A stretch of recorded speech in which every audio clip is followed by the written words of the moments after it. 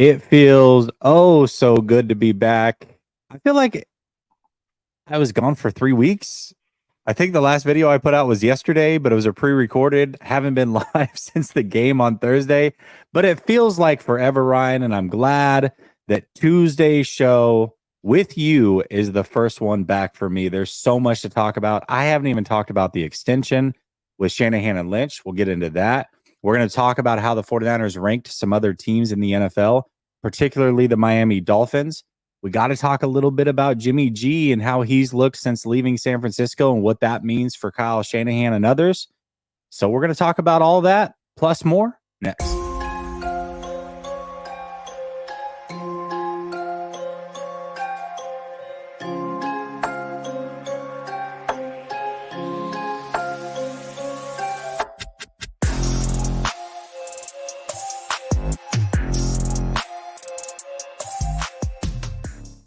All right. Welcome back to Last Second Sports, where we are giving you our take down to the last second. And as I said, it's a Tuesday afternoon, which means I got my guy Ryan with me.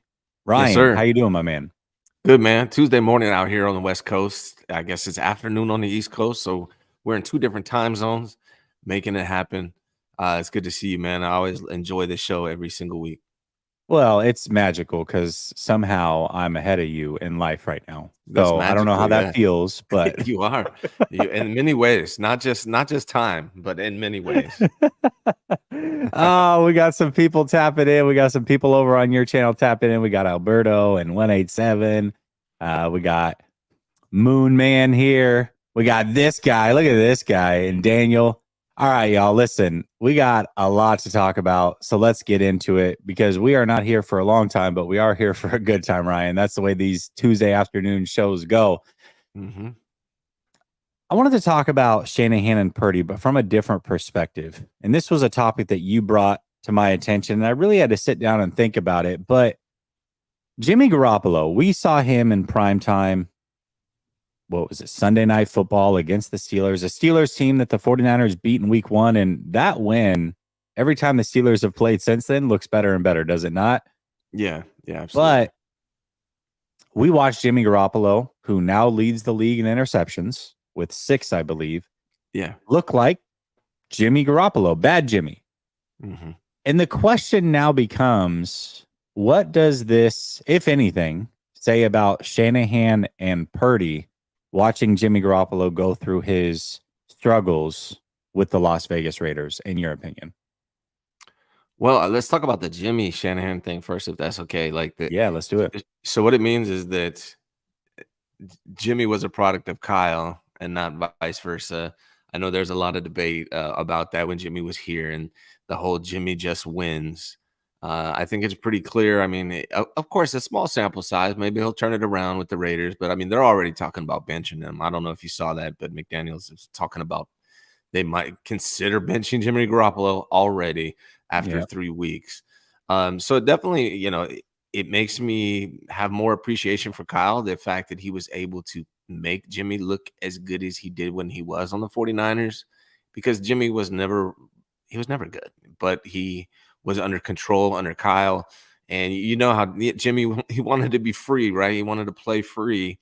Well, we see what happens when Jimmy plays free. And this is why Kyle was pretty hard on him. So, shout out to Kyle Shanahan for making Jimmy Garoppolo a serviceable quarterback in the NFL. I don't think that's what he is for the Raiders. Now, as far as what Brock Purdy is better than Jimmy Garoppolo, no question at all to me. And that's the thing that makes this season exciting for me and just where the 49ers are at, because they were, a quarter away from winning a Super Bowl with Jimmy Garoppolo. Now they got Brock Purdy, who's better than Jimmy Garoppolo. If they can get that close with Jimmy, that gives me confidence that they can go all the way with Brock. Now, and I know I'm rambling a lot, but I'm going to let you speak. I'm going to let you talk here, Jesse. But do your thing. Do your thing.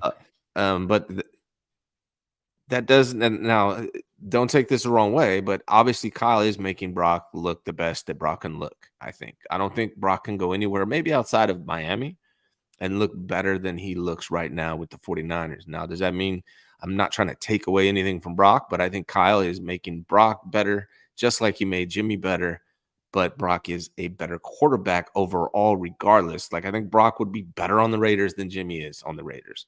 So that just gives me confidence in the season, and I think the 49ers could have the potential to go all the way. Yeah, absolutely. We're going to talk about a lot of those things. Vincent wants to know, when is Behind Enemy Lines? It is tomorrow, brother. Every Wednesday night after 49ers After Dark around 10:15 p.m. Eastern is when we do Behind Enemy Lines. Appreciate you for keeping it tapped in here at Last Second Sports. But yeah, I think everybody wanted to see the confirmation and what Jimmy would look like away from Shanahan. I think a lot of people thought maybe Jimmy would look much better away from Shanahan because he had the freedom and that Shanahan was holding him back a little bit. Some people thought he would look worse. We're seeing what it looks like. And I think more than anything, you're right. This has more to do with Shanahan than it does Brock Purdy. What Shanahan did for Jimmy Garoppolo and has done for a lot of these quarterbacks. I mean, we look at some of these records that are put up on television all the time. And remember the one graphic that was like, Shanahan's record without Jimmy Garoppolo is X. And so people took that like, oh, well, it's Jimmy. Jimmy's the reason they win. Reality is, as long as he can get a starting level quarterback, he's going to win a lot of games because he puts them in great position. And that's exactly what he did with Jimmy Garoppolo. I don't think there was anything that would have happened this year, barring something crazy surprising, that would have ever made me think that Jimmy Garoppolo was better than what we've seen from Brock Purdy. And I don't think that there was anything that would have happened this year that would have told me that Shanahan didn't make the job easier for Jimmy Garoppolo. There was so many little flashbacks in that game. There was the pick over the middle. Then there was the point. You know something bad's about to happen when he points downfield. You're like, oh God, here it comes. Don't do it, Jimmy. Don't do it. So he's the same guy. He just doesn't have the umbrella of Kyle Shanahan anymore. And I think what it says about Shanahan and Purdy, more than anything, let's pull Jimmy out of it. But what we are seeing, even statistics, everything aside, what we're seeing with Shanahan and Purdy is trust. A trust that Shanahan has with Brock Purdy that he never in the 5 years or so had with Jimmy Garoppolo. Regardless of stats, regardless of points, regardless of any of that stuff, the most important thing is that quarterback-coach relationship. And Shanahan and Purdy have a relationship that Shanahan and Jimmy never had. And there's a trust there that Shanahan has for Purdy. And I think that, beyond everything, is the most important thing that we've seen this year. Really, it started last year, but we've really started to see it this year. Just the trust that Shanahan has in Purdy. I think that is the biggest difference. Yeah, and real quick, Zach Bowen says something. I've seen this a lot. Where's that? The last couple of days ago. I just want to point it out. Purdy, Dobbs, Minshew, Herbert, and Stroud have all played 3 games and have 0 interceptions. So not just Purdy, but it is great that he doesn't have an interception. But there's actually 5 quarterbacks, including Purdy. Who are the ones that have played 3 games today? Purdy, Dobbs, Minshew, Herbert, and Stroud. All 5 have played no interceptions, according to Stroud. ESPN. Okay. Yeah, well, Minshew's only played the 1.5-ish games, so we'll take him out. But Stroud started all for a rookie. Damn, Stroud. Hey, that was my number 1 quarterback coming into this thing. It's way too early to start making projections, but that dude is super accurate. So Dobbs, Stroud, and Purdy. If I would have told you Herbert too.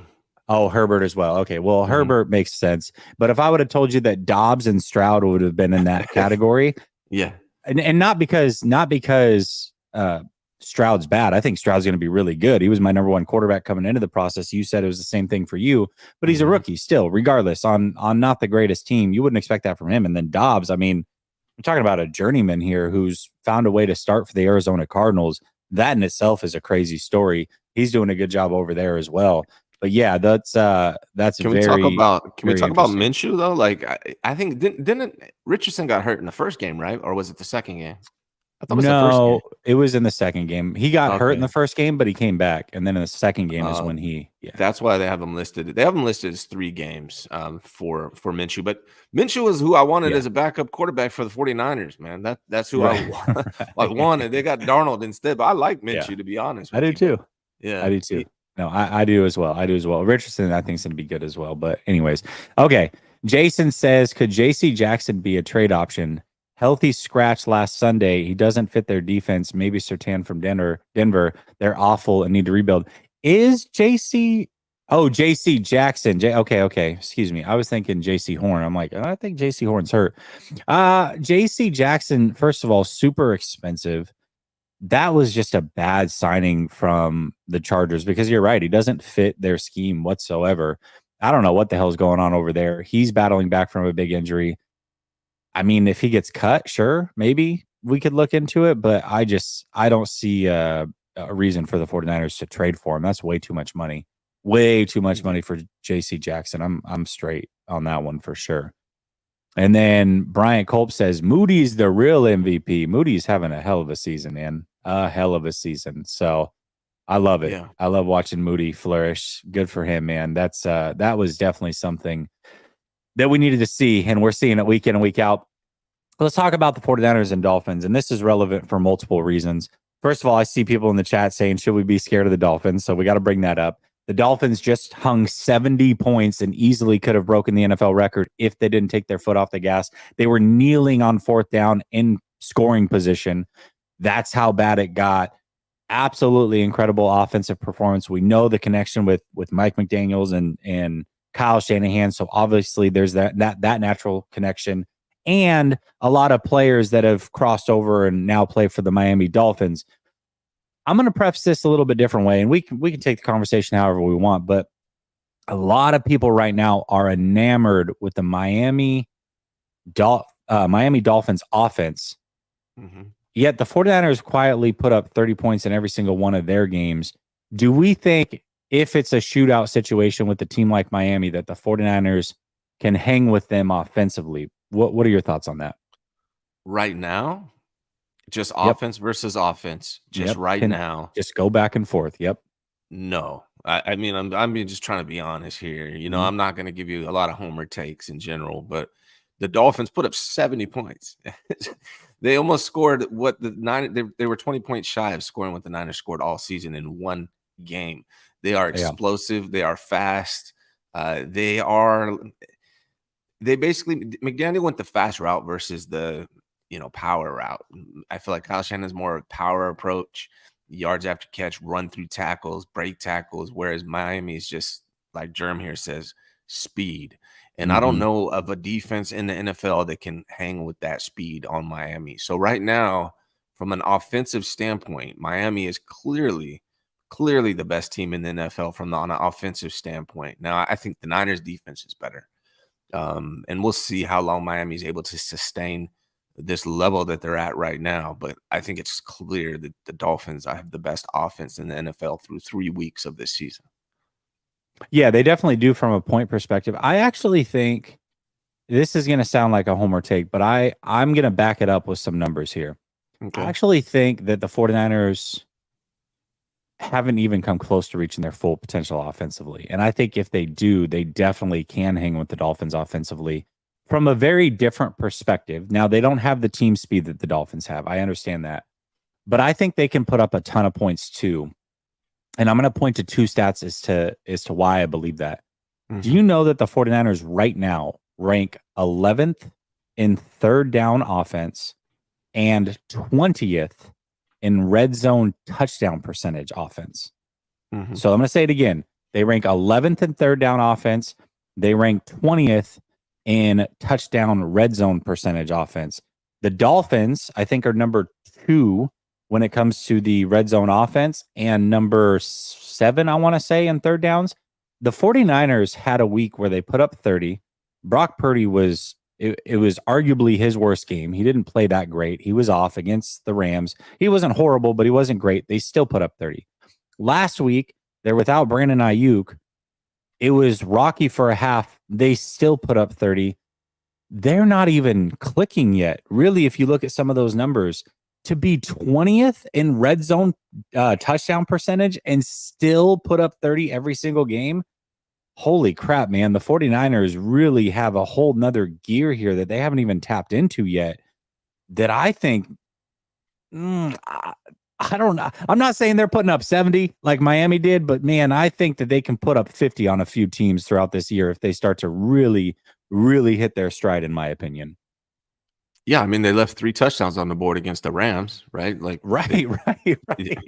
so, like, I mean, Brock missed 3 throws. It probably would have been touchdowns against the Rams. And then even this last game, Christian McCaffrey dropped a touchdown pass from Brock Purdy. So, do they have the potential to be as good?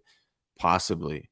Have they been through 3 weeks? No, because they No, they haven't haven't. executed. Yeah, so I still think Dolphins have through these 3 weeks have put it on paper, have put it on wax. For sure. They For are the sure. best team right now. Now the 49ers could obviously improve and be right up there with them. So, that's the cool thing about the season, the highs and lows, the ups and downs. It's kind of a roller coaster ride. Hopefully not too many downs for the 49ers this year, but we'll see how it translates throughout the season. But yeah, you're right. They have left a lot of points out there, and they're still putting up 30, which is a good sign.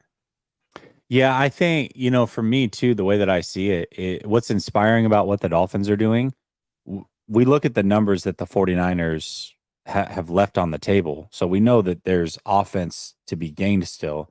But what's inspiring about what the Dolphins are doing is they're doing it with a quarterback that I would consider in that same range as Brock Purdy. Like, we went through this last year with Tua, where it's like, oh, Tua, man, he's better than this guy and this guy. And I was like, let's pump the brakes a little bit. Like, Mike McDaniel's pretty damn good in putting them in good positions. They got a ton of explosive offense, but Tua, I think, is in that 12 to 17 range, which is where I've got Brock Purdy. And I don't see anything that Tua has developed a deep ball that is very accurate.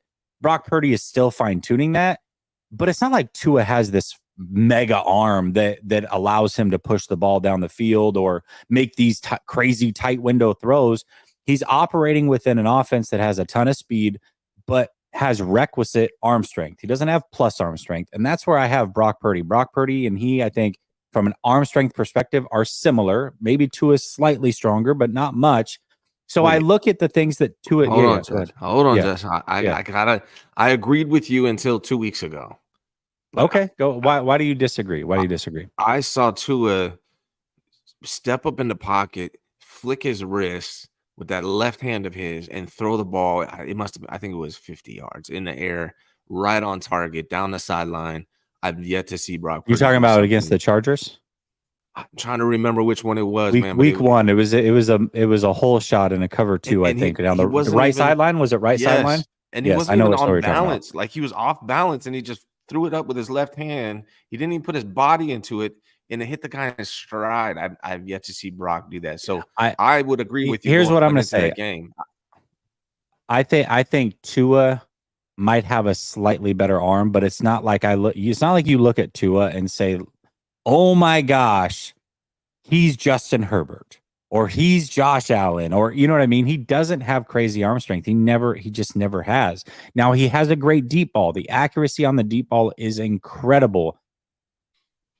I think Brock Purdy, if he can dial in that deep ball, can potentially run an offense similar to Tua. I really do. I just don't look at Tua and go, first of all, size-wise, similar. Arm strength-wise, similar. Mobility, similar. Like, there's a lot of similarities between Tua and Brock's only in year 2. Maybe Brock can't do it this year coming off the surgery. Maybe he needs another year to kind of get that arm strength fully back to where it was pre-draft.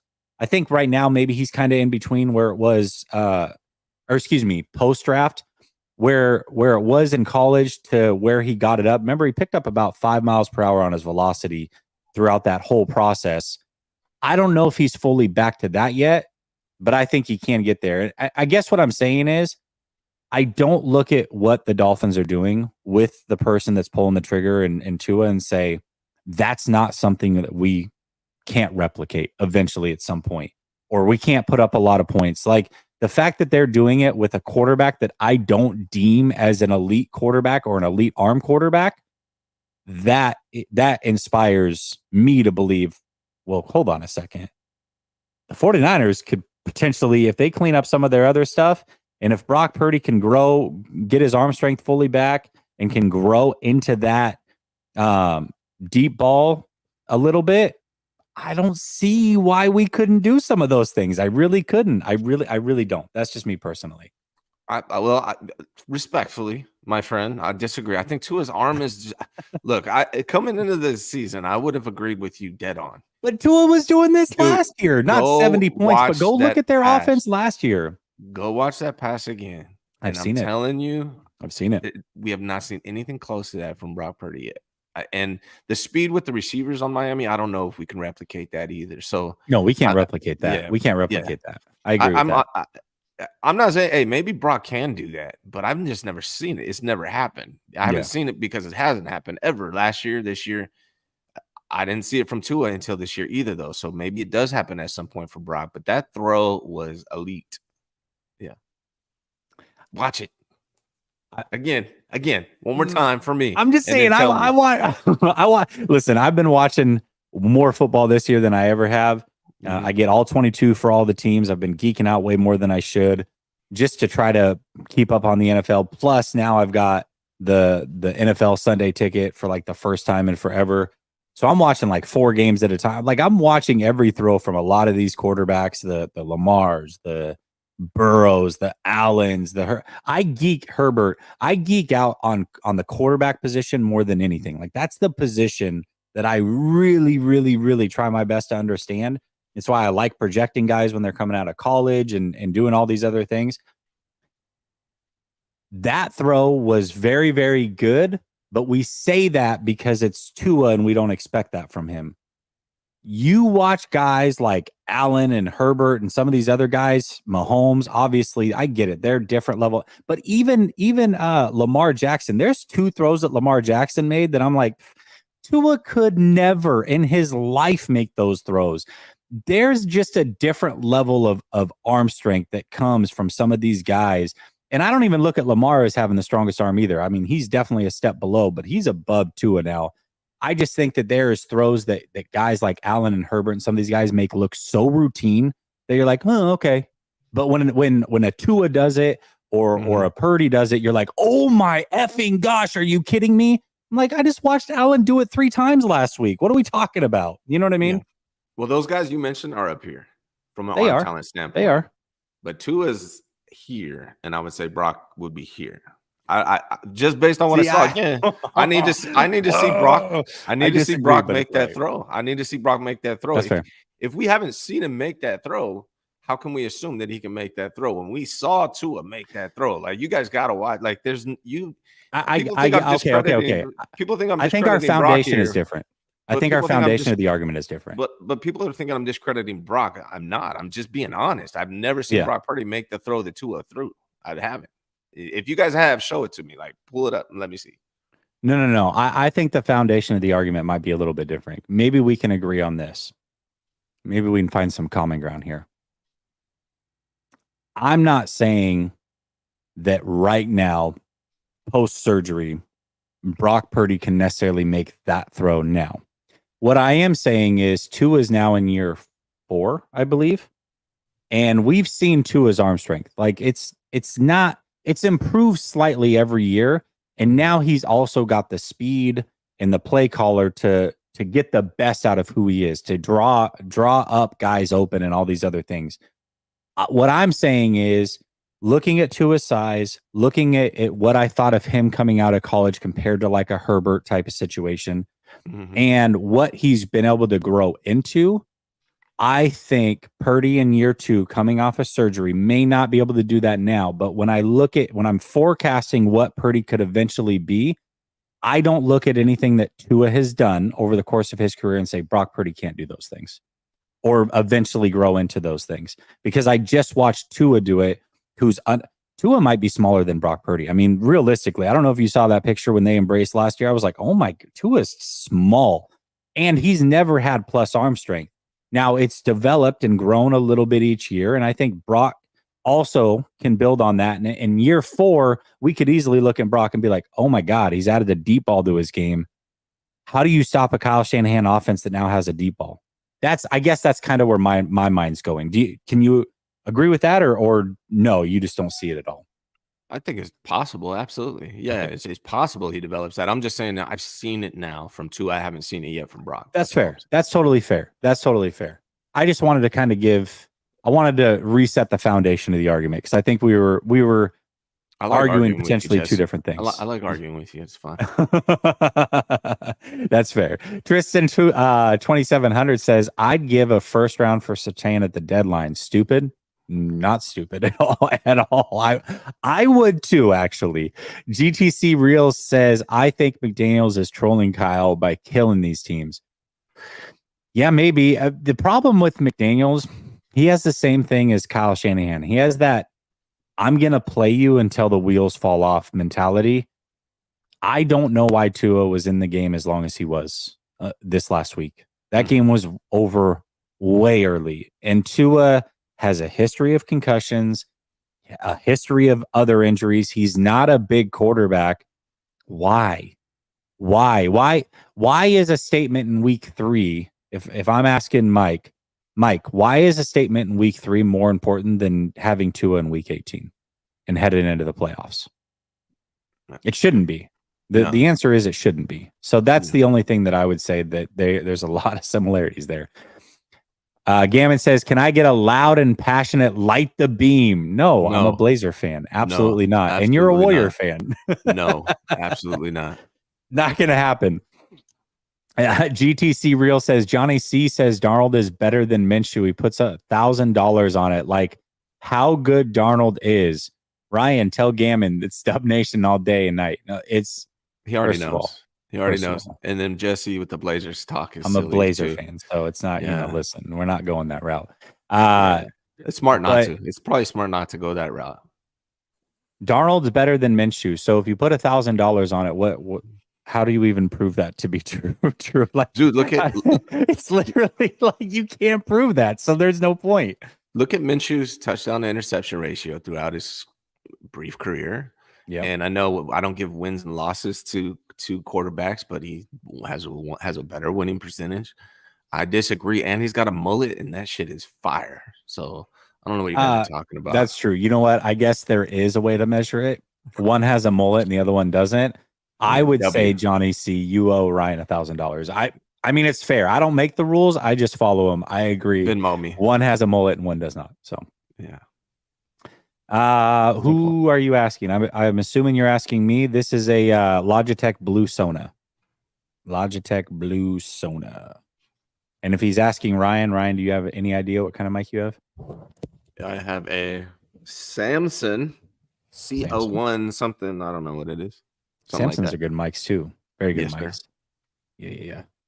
Sorry all right, sorry for the noise we're taking. All right, let's talk about the 49ers versus the rest of the NFC. We've now seen 3 weeks of football, and it's early. I get that. But, I mean, we've got some proof now. Going into this season, we kind of had it pegged. Tell me if I'm wrong or if you disagree, but here's the way that I saw it at least. 49ers, Eagles, Dallas, slightly below, and then slightly below that was Seattle and Detroit.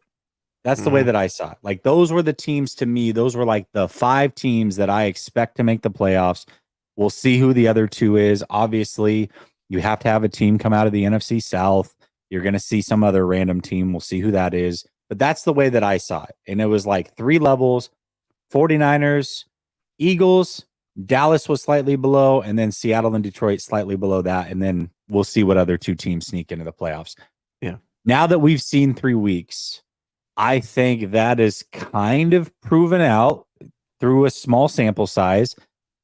But do you now look at the 49ers and say that they're, slightly above Philadelphia or Philadelphia slightly above them? Or do you kind of see it the same? And do you agree with that assessment preseason? Was that kind of your assessment as well? I think we had the same assessment before the season. I think right now I have the Niners over the Eagles. I got the Eagles just below the Niners. We'll see. But that's how I see it right now. Cowboys below that. I think the Seahawks are further down than I anticipated. I actually have the Lions above the Seahawks, and a team I really like right now. And I did mention it 2 weeks ago on the show, man. I'm loving some Jordan Love right now. to be honest with you. So Yeah, Green Bay might be that other team. You're right. You're right. yeah, They've had a lot of injuries too. yeah, and Jordan Love is cooking, dude. Like he looks like a young Aaron Rodgers out there, for like, to be real. Like he's looking good, man. And so that's kind of how I see things right now. I think that, but I got the Niners on top. Just overall, I think they're overall the best team so far. We'll see. Jalen Hurts had a turnover last night, but he had some really good throws too. But I got the Niners over the Eagles, and Cowboys took a big drop off, man. I thought that the Cowboys might be the best team in the NFL going into this last week. I did after seeing them week 1 and week 2. But like, you lose to the Cardinals, bro, you're taking a dive.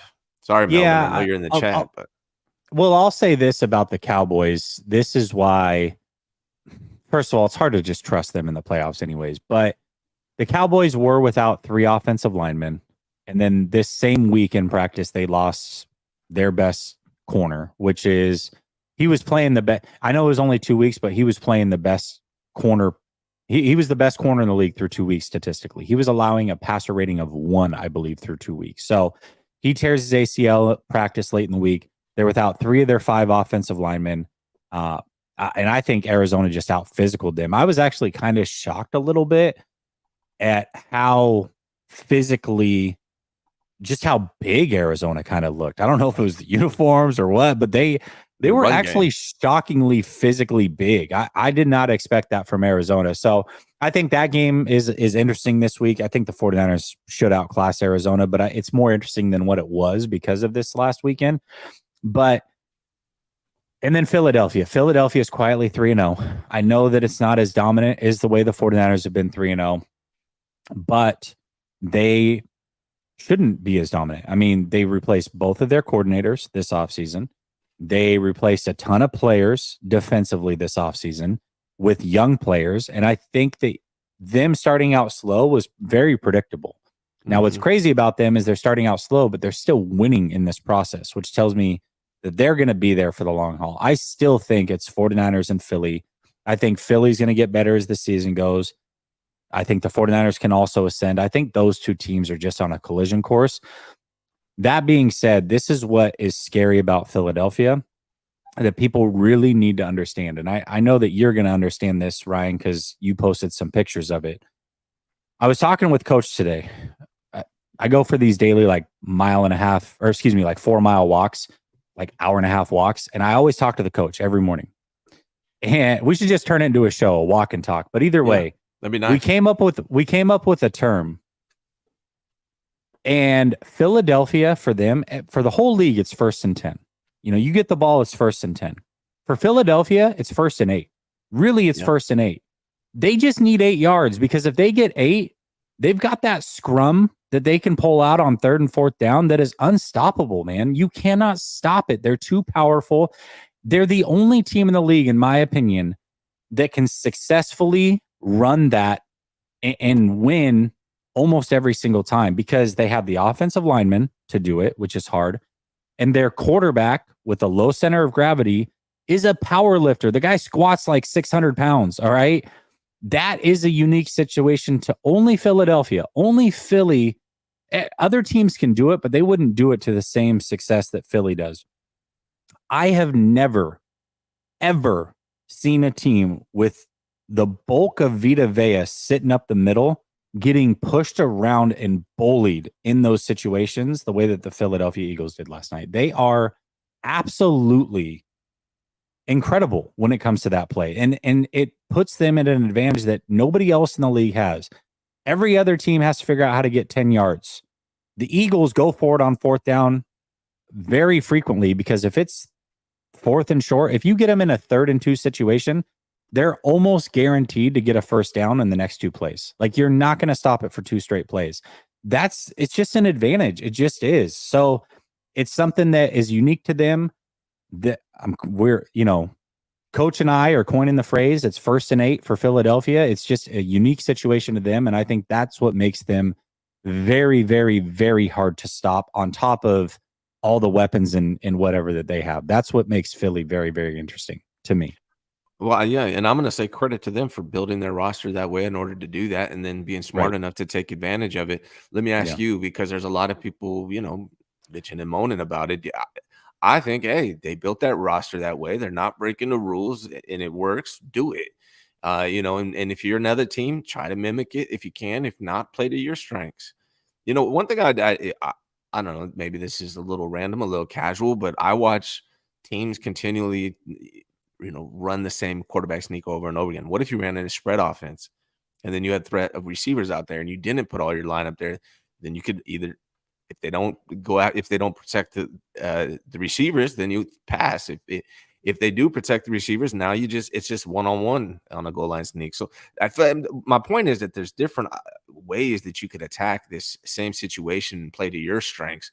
I just don't like the bitching and moaning in regards to the Eagles, and I hate the Eagles. Obviously, I'm a Niners fan; they're annoying, but I don't like the whining about it. Like, change the rule because we can't stop it. To me, it's like, well, build your team to stop it or mimic it. Do it the same thing. It's a copycat league. Yeah, no, they're definitely not. It's a throwback thing that they're doing in a league that has gotten progressively lighter and faster and more offensively driven and catering to speed and athleticism. They've just got a unique situation where they've got linemen that are extremely strong. They've got a quarterback who's got a low center of gravity, who's a power lifter, and they just abuse it. But have we seen And there's Brock's nothing wrong quads? with it. Have we seen Brock's quads? Brock does have some quads, but he's not Hurts when it comes to the powerlifting side, but he definitely has some quads for sure. Yeah. I don't know. It just, regardless of what your take is on it, whether you think it's fair or not, or they should change the rule, they're not going to change the rule during this year, which means you got to deal with it. And it is unique to them. And like I said, for everybody else, it's 1st and 10. When they get the ball, it's 1st and 8. It really, truly is. And that's tough to deal with, man. It's very, very tough to deal with. And it's going to be a problem. Yeah. All season long for teams. Since we're still on the NFC, can I say something? Because I saw a comment in the chat. I don't think you guys understand what Jordan Love is doing. 7 touchdowns, 1 interception. He's only behind Tua and Kirk Cousins in total touchdowns. He has the same amount of touchdowns as Patrick Mahomes and 1 less interception. The dude is balling. Is our guy? He hasn't. First of all, he hasn't played yet with Christian Watson. Hasn't played a snap this year at all. So that's his number 1 receiver. Has been out all season long.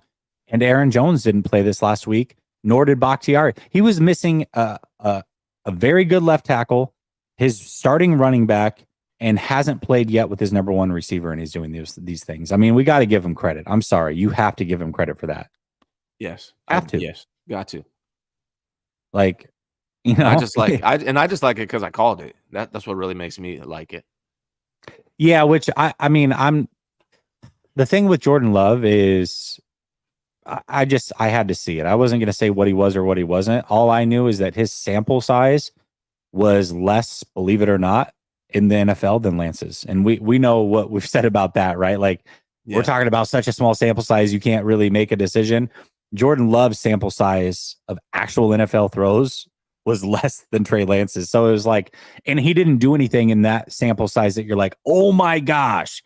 So again, this is why you've got to be patient with quarterbacks and players in general, because that sample size is not enough to tell you. If Green Bay had said, you know what, we're never giving Jordan Love a chance based off of that sample size that we saw, we would never know that Jordan Love might be actually pretty good.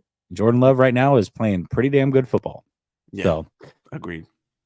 Gammon says Jesse is a Portland Trailblazers fan who lives in Florida and runs a 49ers channel. And Ryan, just admit that you love Purdy and have trouble expressing it. Love is a strong word, but I do like Brock Purdy. I don't have any trouble. I'm very in touch with my feelings. Your emotions. Yeah, my emotions and my feelings. Yeah. I know it sounds weird, Gammon, but it's really not that weird when you think about it. I lived in Portland for 35 years. Portland doesn't have a football team. They obviously have a professional basketball team. So I grew up a Blazer fan. The 49ers played on Fox every Sunday, my whole childhood. My dad was a 49ers fan, so obviously I root for the 49ers. But now that I live in Florida, rooting for the Blazers and the 49ers seems very, very strange. People are like, how did that happen? He's Let me national. explain. I've You got to got an respect the guy. explanation. You got to respect the nationalism of. Wait, that's probably not the correct word in this situation, but you know what I'm saying. I know what you're talking about. Yeah, I know where you're going with it. There we go. Does this season seem like it could be a special season? And I'll preface this by saying yesterday I put out a video and said, hey, I know it's way too early to have a Super Bowl conversation. We're literally in week 3. I get it. But after 3 weeks, as we just talked about the NFC, we're kind of starting to get the confirmation of what we expected. Like it's playing out almost exactly how it expected. Now, the AFC has been a little bit different. There's been some ups and downs from some teams over there. I think when it's all said and done, it's going to look similar to how we expected over there as well. But overall, there's just a lot of things that go into a season that makes it a Super Bowl winning season. Philadelphia is a great example of this. They won the Super Bowl last year, but they really had everything line up perfectly for them. They had an easy schedule last year.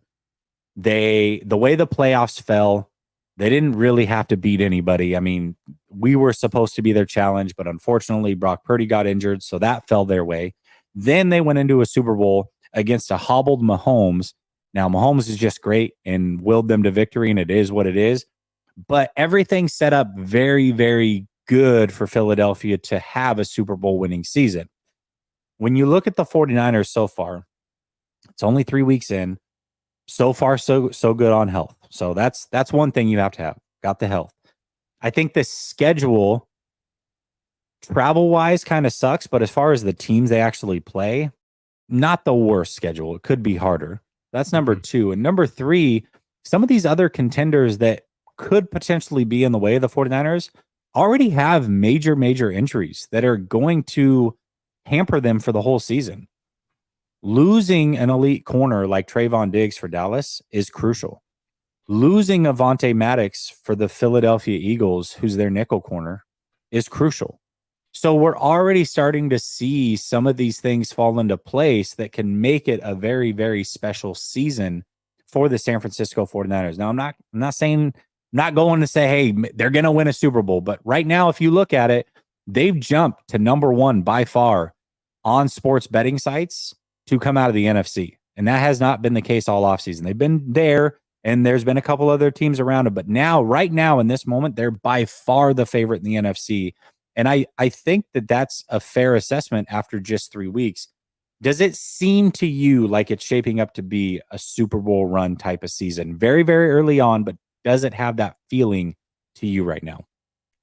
I mean, once I knew I was going to be on Last Second Sports every Tuesday, I was convinced it was going to be a special season. So you've known for 3 weeks. I got you. Okay. Yeah, I've known for that long. No, I mean, the last time the 49ers started 3-0 was in 2019 when they went to the Super Bowl.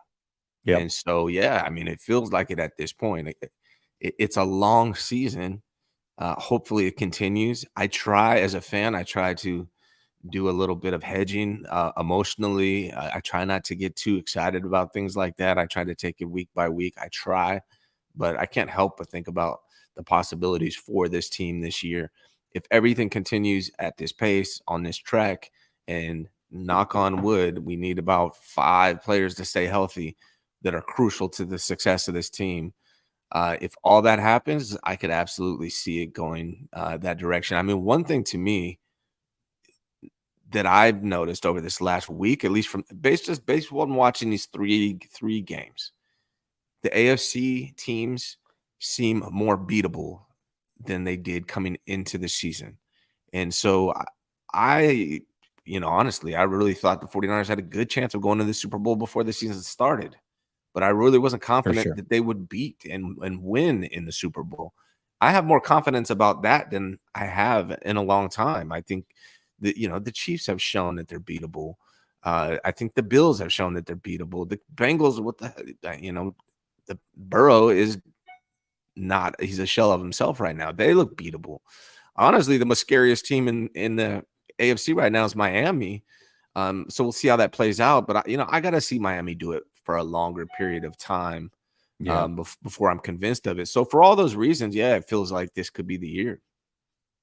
Yeah, to me, it just seems like everything's starting to fall in place a little bit. And I think, for me, the Chiefs are interesting just because they have Patrick Mahomes, but they continue year after year now to strip away offensive weapons from that team. And eventually it's like you can be a great quarterback, but when you have one legitimate weapon that you can rely on, and that's Kelsey, who's like 34 years old or 33, Oh, like at some point, man, that's just not enough. When you've got teams out here like the Dolphins who have 4 or 5 offensive weapons, or like the 49ers that have 5 offensive weapons, like you are. And if your defense can't rise to the occasion and win some of these games for you, I mean, at some point, it's just too much has been stripped away. And I thought that going into the season that was a possibility. I still think the Chiefs are very viable. I think they're a team that throughout the season is going to improve. I also don't put it past them to make a deadline trade. I could see a Mike Evans potentially ending up over there, which would be scary as hell. But to me, they need one more weapon. They just do, in my opinion. I don't know. yeah, We'll see. I agree. I'm sorry, I wasn't ignoring you. I was trying to find the name of that. I'm so out of it, dude. Who's Kelsey dating? What's that girl's name? Oh, Taylor Swift. That guarantees that they're not going to repeat. To me, that's the point, like that I was trying to make. So I'm not worried about the Chiefs anymore. You got Kelsey dating Taylor Swift. It's a Yeah. wrap for the Chiefs, man. I think that no, but seriously, I they look beatable. Is what I'm saying. They even for even going against the best quarterback in the NFL, to me, I still think Patrick Mahomes is that guy. I still think they look beatable, man. They just don't have as much as they had been previous seasons. So overall, I coming in this season, I'm like, the AFC is so damn good. They're so damn strong. We can go to the Super Bowl, but we're going to lose. Right now, I feel like it's a possibility that they actually go and win. Yeah, for sure. It's starting, just to me, it's starting to shape up very, very well for the 49ers. Again, very, very early. So much can happen. It's a week-to-week league. I understand that. I don't want to get ahead of our skis. It just, like I said, things are falling into place about as good as they could for the 49ers this early in the season. That being said, I would say, 2 teams in the AFC that are interesting that play this week, by the way. This is going to be game of the week. Miami versus Buffalo. Hell of a game. Mm-hmm. Both of those teams are getting elite defensive players back at some point during the season. Buffalo is going to get Von Miller back, and Ramsey's going to come back for the Miami Dolphins. So that is 2 very, very good defensive players that are going to be joining those squads at some point. You look at a team like the Chiefs, the 49ers, like if they're going to add talent, they're going to have to do it through the trade deadline, that type of stuff. Baltimore is another team. If they're going to add talent, they got to do it through the trade deadline. Those 2 teams are going to add talent naturally just because players are going to get healthy, which is, that's a big boost. So we'll see what it does for those teams as well. Yeah, somebody shout out to Lydia. I don't know who she is. I guess I follow her or something. I don't know, but I retweeted her. She wrote, "This is our year, faithful. I can feel it," and I quote tweeted it and said, "Me every year." So yeah, it feels like a special season, but it's so early, man. We'll see what happens. Yeah, most definitely. Harder says, I know it's early, but did you notice that we aren't talking about Brock Purdy not bailing out of the pocket too early? He seems to have improved on that front and others. He's learning. Yeah, he is learning. And I would say this, like, not only is he not bailing, but he's just staying in the pocket, period. Like, he's really hasn't used his athleticism, in my opinion, the last couple weeks. For the most part, he's just kind of staying in the pocket. Now, he had arguably his 2 best halves during that time. So maybe we got to find a little bit better mix where they do start to mix in some movement for him, allow him to be more comfortable. But it is something that he talked about this going into this season and during this offseason was exactly this, that he wanted to play from the pocket more, be more disciplined. So you're seeing it.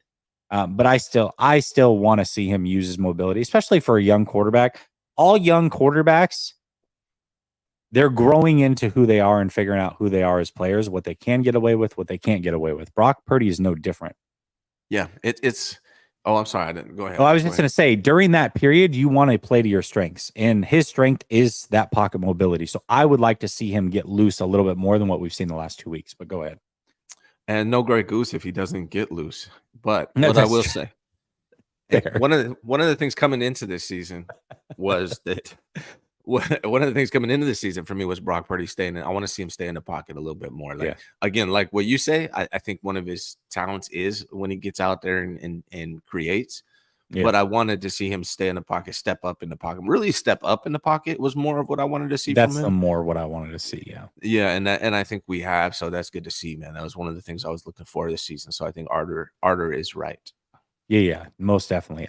But the other thing that we talked about is that we don't want to see Shanahan Yeah, handcuff his mobility either, right? correct. So it's like you're on one hand you're seeing good things, on the other hand it's like, okay, does he not have the autonomy to just run and do what he was doing last year? Because I feel like that's him at his best, is when he's out there kind of making plays a little bit with his legs too. So Yeah, they'll find a balance. I know, like, the Ravens are a good example. They've got a new offensive coordinator this year, and they talked about, for the first 3 weeks specifically, the first 2 weeks specifically, they wanted Lamar to play from the pocket and just learn the passing offense. And then as the season goes, they were going to start to incorporate the run game back into things. And that's kind of what they've done. Is the first couple weeks, it was like strictly him passing. This last week, they started to open up the run game a little bit more, and they're going to find that balance throughout the year. But Monken specifically wanted Lamar to play from the pocket. That was a request of his, and to learn his offense. So maybe that's what they're doing with Purdy, which is, hey, play from the pocket, learn how to step up, do those things. And then as the season goes, we'll kind of pull things back and allow you to be a playmaker as well, the way that you were last year. You know what I mean? yeah. He's doing pretty good. All Has that right. been used enough? That pretty good thing? Has that I been don't used think enough so. yet? No. Okay. I've never heard it, actually. That was the first time. I made it up just now. You made it up. No, Yeah. that's good. That was a good pun that Yeah. you just came up with. I never thought of that one.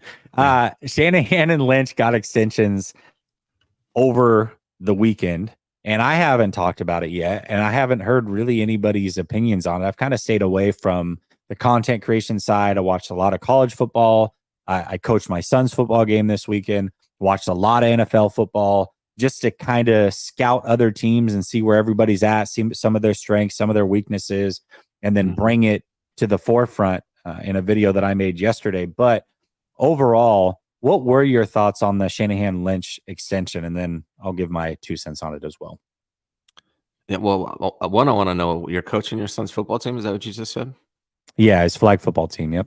Oh, nice. Are you head coach, or what's your role? I do defense only. So. Oh, okay. Yeah. Lil Roberts. Who would you compare your defensive coordinator game to out of all the last 3 Niner coordinators? Are you more Wilkes, Sulla, or D'Amico?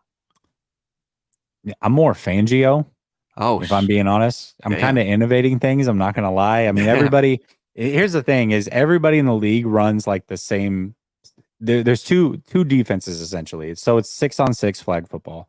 And everybody runs a zone. We're talking about like fourth graders, right? Third and fourth graders. So everybody runs a zone, which is fair. Yeah. But they either run 3 up front and 3 in back, or they run 4 up front and like a cover 2 with 2 in the back. I do a bit of a hybrid. So what I do is I start with 4 up front, but I choose one of the 4 frontmen to drop back over that middle deep zone. So I got like a robber situation going on. I'm kind of changing the game, to be honest with you, and nobody can really score on us. It's my 3rd season running this defense, and we give up like maybe 1 touchdown a game on average. I'm just saying. So you're kind of killing the game defensively. A defensive genius. Kind of. Yeah, kind of. I don't want to pat myself on the back or toot my own horn, but beep, beep, if you know what I mean. So anyways, go ahead. I'm glad to be here. That's all I know. All right. Shanahan and Lynch, man. For me, dude, they're doing fine. Right? They're doing good. Those guys are good. But like, I mean, I don't hate it. Not mad about it based on how they're doing right now. It's great.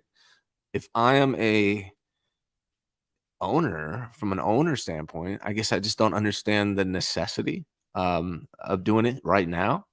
I think I would have probably just waited and seen how everything played out, because you got Lynch in contract for at least, I think, this year, and Kyle for 2 more after this.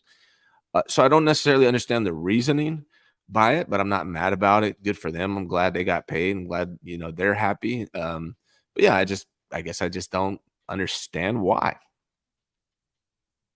Yeah, I'm going to talk about it for a second. 187, I would, but you can't blitz in the league either. So it's a pure passing league, so you can't blitz or anything. Not at this age. You can start to blitz when they get in 5th and 6th grade, so you're kind of limited as far as what you can do. Have one dive So over the top like Palomalu. yeah, yeah, exactly. LeVar Arrington back at Penn State. Yeah. Yeah. And Eric, you're right. I am that guy. Dude, by the end of the game, I am exhausted.